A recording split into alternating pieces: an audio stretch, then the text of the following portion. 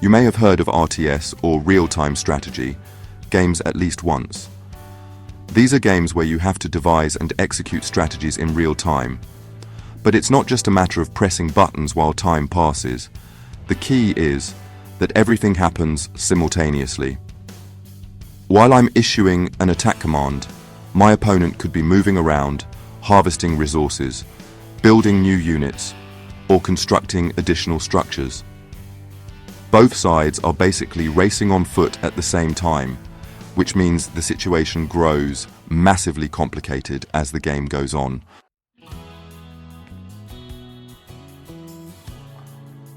Compare that with something like Go or chess. In those games, I take a turn, then you take a turn, back and forth. So it's always clear whose move it is, and you can see all the pieces or stones on the board. Perfect information. RTS, on the other hand, has something called Fog of War, which essentially means the part of the map outside my vision is shrouded in a fog. I can't see what the opponent is up to, where they're located, or what they're building. That's the core of a partial information game.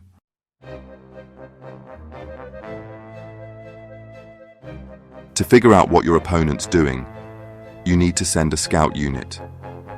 People not used to RTS might ask, why send a unit just to look around, not even attacking the enemy base?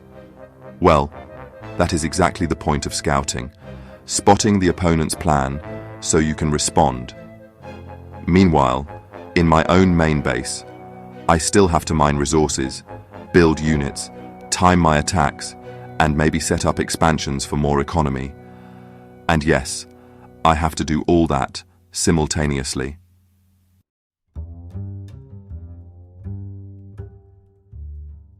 This multitasking on multiple fronts is what makes RTS both fun and challenging. Take StarCraft II for instance. It's often said the game runs at about 22 to 30 frames per second, sometimes higher. If each frame can trigger at least 10 possible actions, that might mean on the order of 10 to the power of 22 actions per second. When pro gamers or high-level AI do intense microcontrol, the number can be even higher. You can split your army into different groups, upgrade while attacking, build structures somewhere else, all at once. Some academic papers even estimate 10 to the power of 22 to 10 to the power of 25 possible actions per second.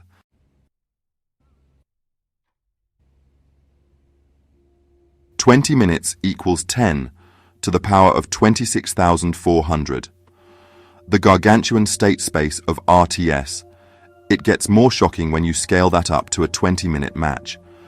If there are about 10 to the power of 22 branches each second, and you multiply that by 1,200 seconds, you get 10 to the power of 22 times 1,200, which equals 10 to the power of 26,400. That is astronomically huge.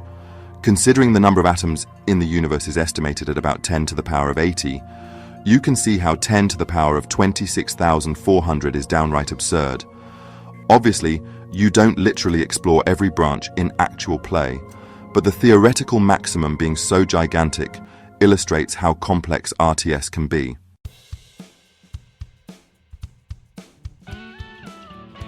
So, does that mean a supercomputer can just brute force it? Think about Go. AlphaGo came along and defeated the top human player. It used Monte Carlo tree search, plus a deep neural net, the policy and value network, to focus on promising moves. But RTS is a different beast. It's real-time, not turn-based. There's hidden info, and there can be multiple battles happening simultaneously. The state space explodes combinatorially, so it's on an entirely different scale than Go or chess.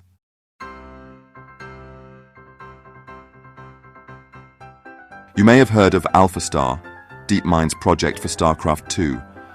Around 2019, it made headlines by beating professional players. It was reportedly trained on Google TPUs at massive scale for several months. However, it was limited to certain maps, certain races, certain versions. Why? Because RTS developers push out patches, rebalance units, add new maps, basically changing the game's meta. Each time, the AI might need a huge new round of data collection and training.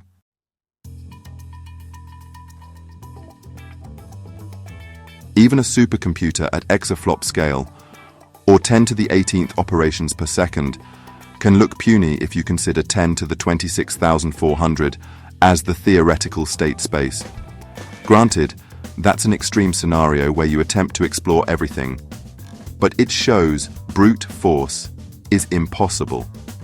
Like with Go, you need a more refined approach, deep learning, reinforcement learning, heuristics, to focus on the truly important decisions. Then there's parallel simulation. AlphaStar spins up thousands or tens of thousands of StarCraft II clients simultaneously, letting AI agents fight each other and learn from replays. This compresses what might be decades of human pro-gamer play into just a few months of machine time. But it requires an insane amount of GPU, TPU horsepower, potentially in the megawatt range. For example, 10,000 GPUs at 300 watts each is 3,000 kilowatts, which equals 3 megawatts. Include the cost of cooling, infrastructure, engineers, and that's tens or hundreds of millions of dollars. Meanwhile, HPC hardware like NVIDIA's H100 can be up to 2,000 times faster than older Intel-based CPUs for certain AI tasks. That's amazing, but RTS is so vast that pure speed alone doesn't solve it all. Hardware and algorithms both need to improve.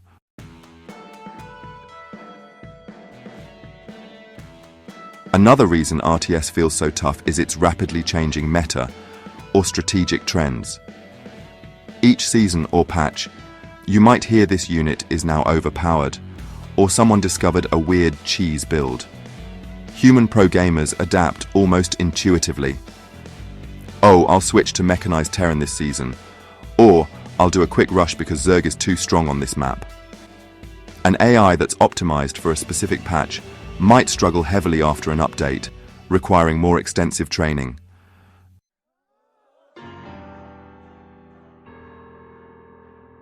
There's also psychological warfare, unexpected opening cheese builds, or delayed expansions that rely on big, late-game troops. If an AI didn't train on those unusual tactics, it can get blindsided. Without enough data, the AI might fail to recognize that certain moves are actually feasible or lethal. So AI versus human remains interesting precisely because humans come up with surprises.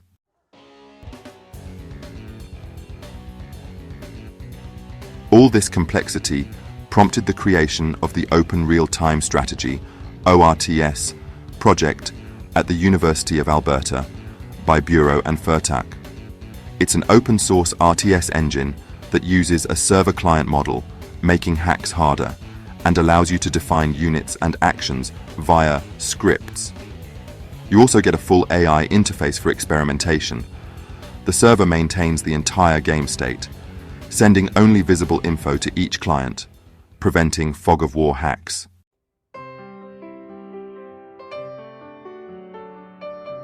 We've seen AlphaStar beat certain pro-gamers under specific constraints.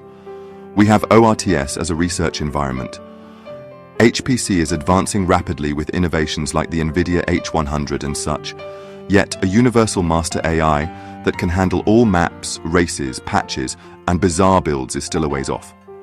RTS demands far more than fast hardware, real-time action, teamwork, hidden info, meta shifts, mind games. There's a huge variety of shifting variables. Still, many foresee that eventually it'll happen. Give it enough years of hardware speed-ups, plus improvements in multi-agent reinforcement learning, meta-learning, evolutionary algorithms, and so forth, and we might see an AI that truly masters all RTS. At that point, we might even consider it a step toward artificial general intelligence.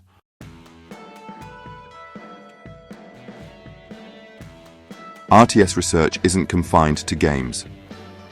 Defense simulations, multi-robot command, traffic and logistics optimization, All require real-time coordination of many agents under partial info.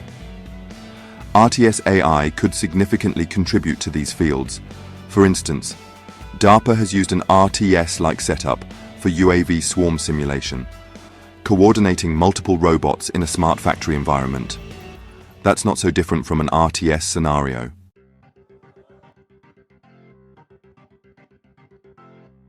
In the end, RTS is a massive playground for AI research, complex systems science, and esports.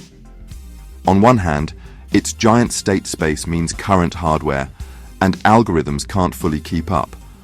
On the other hand, projects like AlphaStar and ORTS have shown significant breakthroughs. It's going to take time, but that journey is exactly what makes it exciting. AI keeps getting stronger, while human players counter with unexpected gambits and fresh strategies, and the two evolve together. Like how self-driving cars steadily improve each year, RTS AI can accumulate experience from countless simulations. One day, we might see an almost perfect RTS AI, and that moment could flip the entire landscape.